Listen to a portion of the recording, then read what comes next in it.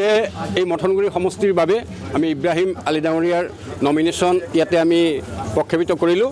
অৰ্থাৎ গণসুৰক্ষা পাৰ্টি, সন্মিলিত জনগোষ্ঠী ঐক্য মঞ্চ আৰু অবৰো বিভিন্ন জনগোষ্ঠীয় যি সংগঠন, সেই সমূহ সংগঠনৰ উমৈহতীয়া প্ৰাৰ্থী হ'ল আমাৰ ইব্ৰাহিম আলী। নিশ্চিতভাৱে আজি পৰিৱৰ্তনৰ বতাহ বলিছে এই BTAD এলেকাত। যোৱা 15টা বছৰে হাগ্ৰামা মহিলাৰে যি অপশাসন চলালে, সেই অপশাসনৰ বিৰুদ্ধে আজি নিশ্চিতভাৱে 70% অবৰোৰ লগতে আমাৰ দুখীয়া নিষ্পেষিত নিপীড়িত যি বড়ো ভাইসকল আছে, তেখেতসকলৰ ভোটৰ জৰিয়তে আজিৰ তাৰিখত নিশ্চিতভাৱে হাগ্ৰামা মহিলাৰ ইয়াৰ পৰা উৎখাটিত হ'ব। আৰু আজি প্ৰমোদ বড়ো ডাঙৰীয়াই হাগ্ৰামা উৎখাটিত হোৱাৰ কাৰণে তেওঁ উৎফুল্লিত হৈ তেওঁ ভাবিছে হয়তো তেওঁ এইবাৰ UPPL চৰকাৰ গঠন কৰিব। নিশ্চিতভাৱে সুকীয়া বড়ো ৰাজ্যৰ দাবীদাৰ কালিলৈকে থকা সেই বাল্মীকিজন আজিৰ তাৰিখত কি ৰত্নাকৰজন আজিৰ তাৰিখত বাল্মীকি হ'ব নোৱাৰে।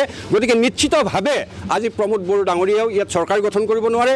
গণসুৰক্ষা দলে নিশ্চিতভাৱে সকলো জনগোষ্ঠীয় উমৈহতীয়া যিসকল প্ৰাৰ্থীৰ জৰিয়তে ইয়াতে নিৰ্বাচিত হৈ আহিব, তেওঁলোকক লৈ হীৰাশৰণীয়াৰ নেতৃত্বত আজি এই BTC পৰিষদ গঠন হ'ব।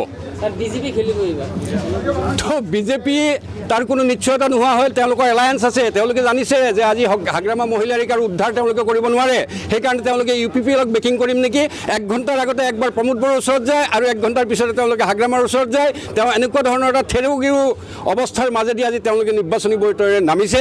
আৰু বিজেপিৰ নিচিনা এটা সাম্প্ৰদায়িক শক্তিক সকলোৱে চিনি পায়, যি সংবিধান নামানে, যি ধৰ্মৰ ভিত্তিত তেওঁলোকে ৰাজ্য প্ৰতিষ্ঠা কৰিব বিচাৰে, দেশ বিভাজন কৰিব বিচাৰে, সাম্প্ৰদায়িক দাঙ্গা লগাব বিচাৰে, এনেধৰণৰ এটা ফেচিষ্ট সাম্প্ৰদায়িক বিজেপি দলক কোনো কাৰণতে BTAD-বাসী ৰাইজে কেতিয়াও ভোট নিদিয়ে।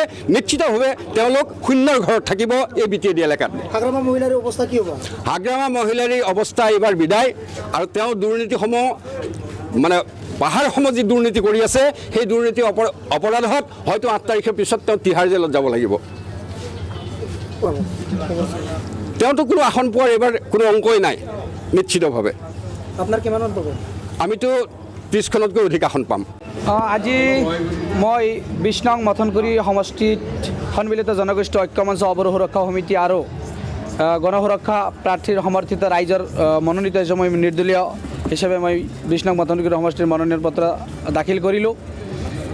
আজি আপোনালোকৰ জৰিয়তে এটাই কথা ক'ব বিচাৰিছোঁ যে BTAD-ত সুদীৰ্ঘ 15 বছৰ যি হিটলাৰী শাসন চলিছিল, যি অপশাসন চলিছিল, যি অনুন্নত অৱস্থাত আছিল BTAD, খালি BTC চৰকাৰ হাগ্ৰামা মহিলাৰে কৈছে সম অধিকাৰ, সম মৰ্যাদা, সম ন্যায়, সম নিৰাপত্তা দিয়া হ'ব। তাৰ স্বাৰ্থত আমি কিন্তু সম অধিকাৰ, সম মৰ্যাদা, সম নিৰাপত্তা আমি দেখা নাই। গতিকে এইবেলি BTC চৰকাৰ পৰিৱৰ্তন হোৱাটো নিশ্চিত। আমি BTC পৰিৱৰ্তন বিচাৰিছোঁ। BTAD-ত আমি এইখন আমাৰ কাৰণে নিৰ্বাচন নহয়, আমি BTAD-ৰ শান্তি সম্প্ৰীতি, ভাষা, অস্তিত্বৰ যুঁজ, মাটি ভেটি ভূমিৰ অধিকাৰৰ যুঁজত আমি লাগিছোঁ। আমাৰ কাৰণে এয়া নিৰ্বাচন নহয়, আমাৰ কাৰণে অবৰোসকলৰ কাৰণে অস্তিত্বৰ যুঁজ চলি আছে। গতিকে এই নিৰ্বাচনৰ জৰিয়তে আমি BTC চৰকাৰ পৰিৱৰ্তন কৰি পেলাই BTAD-ত সকলো জাতি জনগোষ্ঠীৰ মানুহে যাতে আমি শান্তিত বসবাস কৰিব পাৰোঁ, সম অধিকাৰ, সম ন্যায় আৰু সম নিৰাপত্তাৰে চলিব পাৰোঁ। লগতে যদি মই মথনগুৰি সমষ্টিৰ সকলো জাতি জনগোষ্ঠীৰ মানুহে মোক বিপুল ভোটত জয়যুক্ত কৰে, তেতিয়াহ'লে মই সমূহ জাতি জনগোষ্ঠীক লৈ পেলাই মই সম উন্নয়নৰ কাম কৰিম বুলি আশাবাদী। আৰু BPF চৰকাৰে তথা অসমৰ বিজেপি চৰকাৰে, কেন্দ্ৰৰ বিজেপি চৰকাৰে বিভিন্ন সময়ত 6 জনগোষ্ঠীসকলক লৈ যি মানে হেতালি খেলিছে তথা প্ৰতাৰণা কৰিছে, ইয়াৰ বিৰুদ্ধে আমি মানে তীব্ৰভাৱে আমি মাত মাতিম। কাৰণ 6 জনগোষ্ঠীৰ কাৰণে বহুতবাৰ মানে তেওঁলোকক আশা দি পেলাই মানে দিয়া নাই। গতিকে ইয়াৰ কাৰণে আমি তীব্ৰভাৱে মানে পাৰ্লিয়ামেণ্টত তথা BTC এছেম্বলিত আমি উত্থাপন কৰাৰ কাৰণে কৰিম। আমি বিভিন্ন যিখিনি আমি অনাবৰো প্ৰতিনিধি তাতে গৈ উপস্থিত হ'ম। এই মুহূৰ্তত আমি ক'ব নোৱাৰোঁ, কাৰণ এতিয়াও মনোনয়ন পত্ৰ সম্পূৰ্ণ হোৱা নাই। হোৱাৰ পিছত আমি গম পাম কেইজন মনোনয়ন পত্ৰ দাখিল কৰে, তাৰ পিছত আমি গম পাম। এই মুহূৰ্তত আমি একো ক'ব বিচৰা নাই।